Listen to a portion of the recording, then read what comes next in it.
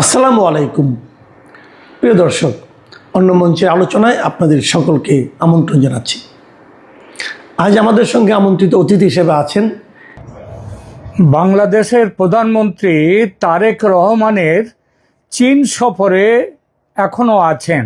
আজকেই তিনি চলে আসবেন। তো এই সফরে বড় উদ্দেশ্য বলতে ছিল তিস্তা প্রকল্প, লালমনিরহাট বিমানবন্দরের আধুনিকীকরণ এবং চীন থেকে যুদ্ধ বিমান ক্রয় করা। এই তিনটির কোনোটাই কিন্তু কোনো সমঝোতা বা চুক্তি হয়নি।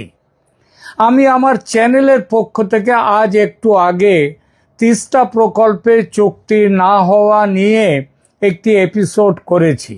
এবার এই এপিসোড করছি বাকি দুটি বিষয়, অর্থাৎ লালমনিরহাট বিমানবন্দর ও যুদ্ধ বিমান ক্রয়ের চুক্তি বা সমঝোতা কেন হলো না, এই দুটো বিষয় নিয়ে। নমস্কার, ক্যালকাটা ডায়ালগস থেকে মনোজ দাসের প্রীতি ও শুভেচ্ছা নিন। বলা বাহুল্য, তারেক রহমানের চীন সফরকে ঘিরে বাংলাদেশে খুব বড় ধরনের প্রত্যাশা তৈরি হয়েছিল। প্রত্যাশা তৈরি করেছিল স্বয়ং বাংলাদেশ সরকার। যেভাবে ভারতকে এড়িয়ে চীনে গেলেন তারেক রহমান, তাতে সবাই মনে করেছিল তারেকের এই সফর হবে মারিত গন্ডার লুঠিত ভান্ডার, অর্থাৎ বিরাট কিছু পাওনা।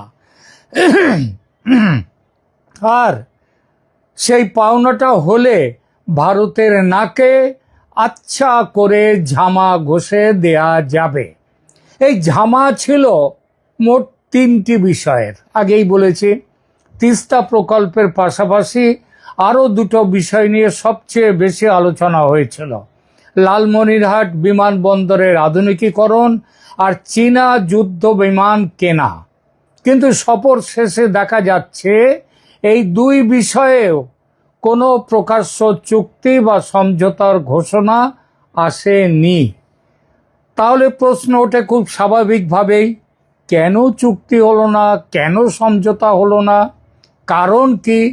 দেখুন, প্রথম কারণ হতে পারে অর্থনৈতিক বাস্তবতা।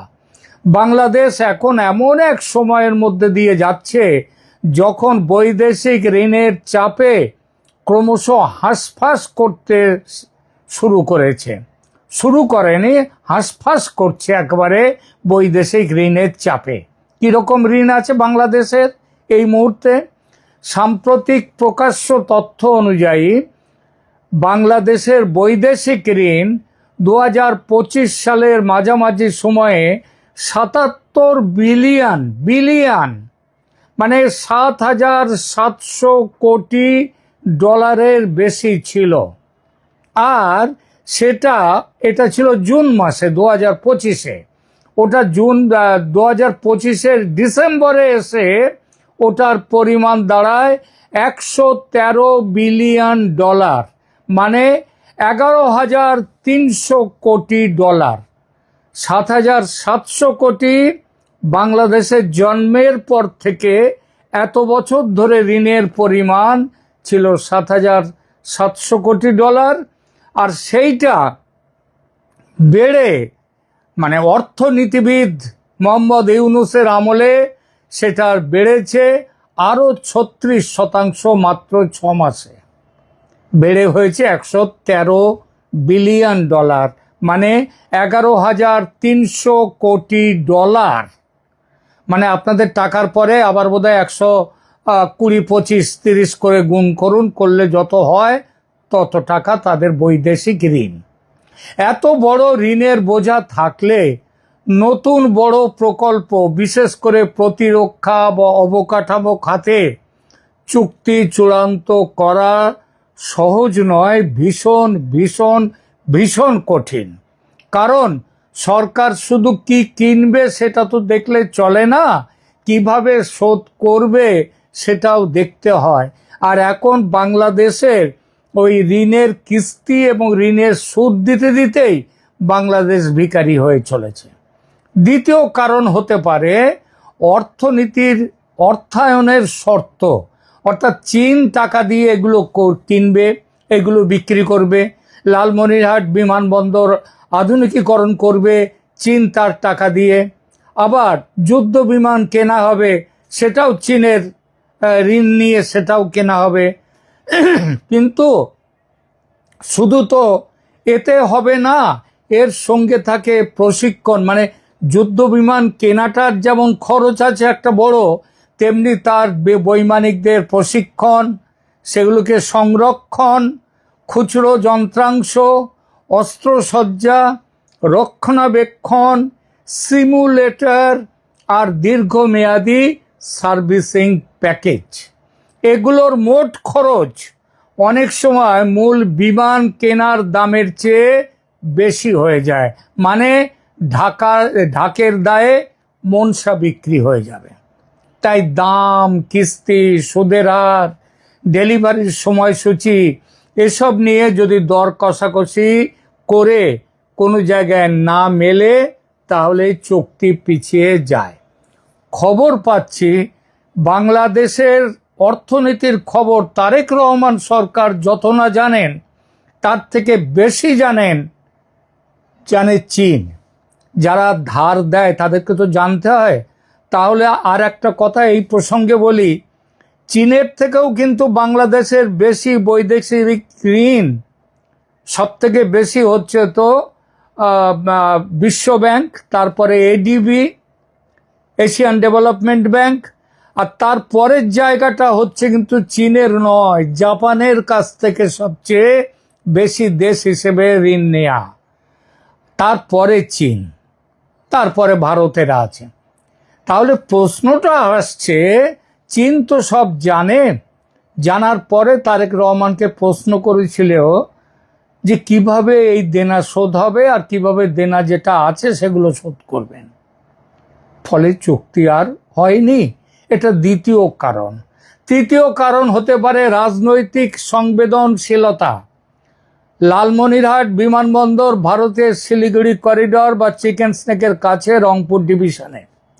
উত্তরাঞ্চলের এভিয়েশন অবকাঠামো এটা শুধু একটি সিভিল প্রকল্প নয়, এর বিরাট কৌশলগত মূল্য আছে, যে মূল্য দেখে চীন কিন্তু উৎসাহিত হয়েছিল। ভারতের ওপরে নজর রাখা যাবে লালমনিরহাট থেকে। কিন্তু এমন প্রকল্পে চীনের উপস্থিতি ভারত খুবই সংবেদনশীলভাবে দেখে, আর দেখাটা স্বাভাবিক। ফলে বাংলাদেশ অনেক সময় এমন প্রকল্পে প্রকাশ্যে দ্রুত এগোলে ভারত কিন্তু কূটনীতিতে আরও চাপ দেবে, যেরকম চাপ গত কিছুদিন ধরে ভারত দেয়া শুরু করেছে বাংলাদেশের ওপর। চতুর্থ কারণ হলো চীনের নিজের একটা কূটনৈতিক হিসাব আছে। চীন, ভারত, রাশিয়া, তারপরে হচ্ছে ব্রাজিল এবং সাউথ আফ্রিকা, এদেরকে নিয়ে ব্রিক্স তৈরি হয়েছে। ব্রিক্স হচ্ছে আমেরিকার পাল্টা হিসেবে, ডলারের পাল্টা। চীন এবং ভারত দুজনেই হচ্ছে ব্রিক্সের সদস্য।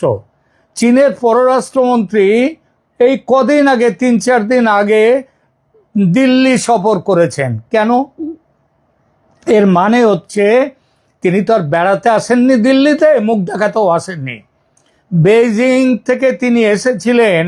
বেইজিং একদিকে ঢাকার সঙ্গে সম্পর্ক রাখতে চাইছে এবং তারেক রহমানের চীন সফর নিয়ে ভারতে যথেষ্ট যে ভারত বাঁকা চোখে দেখছে সেটা চীনও জানে। সুতরাং চীন কি করলো? ঠিক তারেক রহমান যেদিন চলে গেলেন, বেরিয়ে গেলেন বেইজিং, তার সেই দিনে ঢাকার সঙ্গে বেইজিং করলো কি, তাদের পররাষ্ট্রমন্ত্রীকে পাঠালো। বেইজিং একদিকে তার মানে ঢাকার সঙ্গে সম্পর্ক রাখতে চাইছে, অন্যদিকে নয়াদিল্লির সঙ্গেও যে টানাপোড়েন সেটাকেও নিয়ন্ত্রণে রাখতে চাইছে।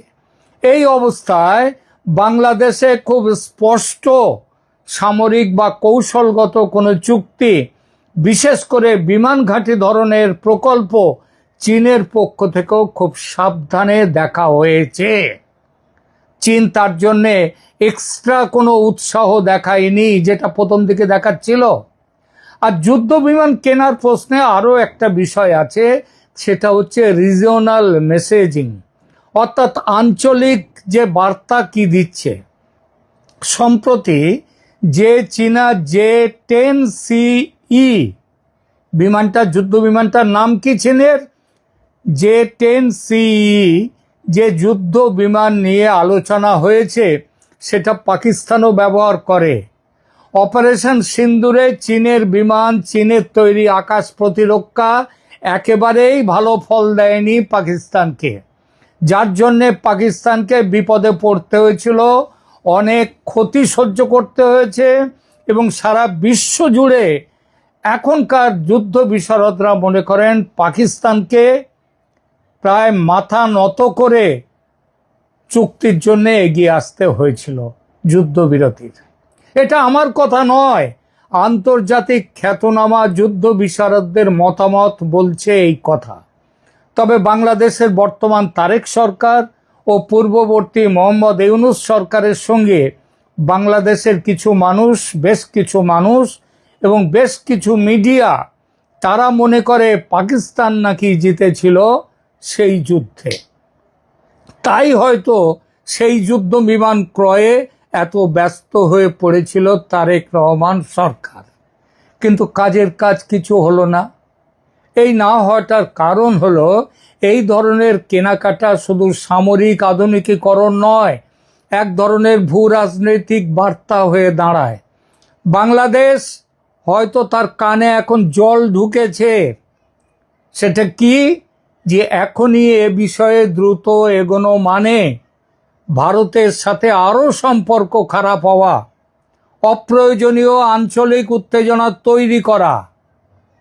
এটা যে যদি বুঝে থাকতো আগে, তাহলে ভারতকে এড়িয়ে মালয়েশিয়া হয়ে চীন যেতেন না আমাদের তারেক রহমান।